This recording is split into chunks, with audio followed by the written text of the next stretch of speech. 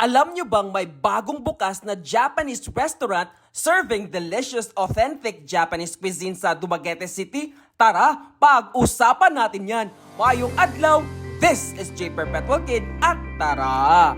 Let's explore Dumaguete. Boteju Philippines, Japan's premier specialty restaurant from Osaka since 1946, has opened their 87th branch here at the first level of Robinson's Place, Dumaguete.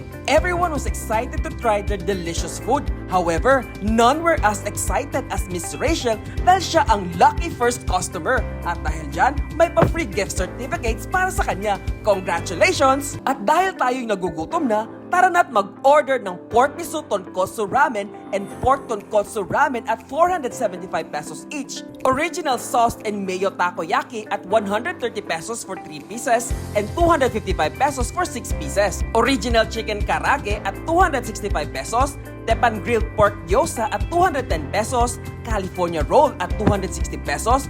Prawn tempura platter at 205 pesos, grilled charred shoe pork at 235 pesos, and shrimp okonomiyaki at 355 pesos. Sobrang yummy at nakakabusog ang mga kinain namin. Kaya if nasa Dumaguete City na kayo, bumisita na at kumain dito sa Boteju Philippines sa may Robinson's Place, Dumaguete, which is open from 10 a.m. to 9 p.m. Again, this is J. Perpetual Kid, and we explored the newly opened Japanese restaurant serving delicious, authentic Japanese cuisine sa Dumaguete City, Boteju, Philippines. Hanggang sa susunod na biyahe, ayo-ayo!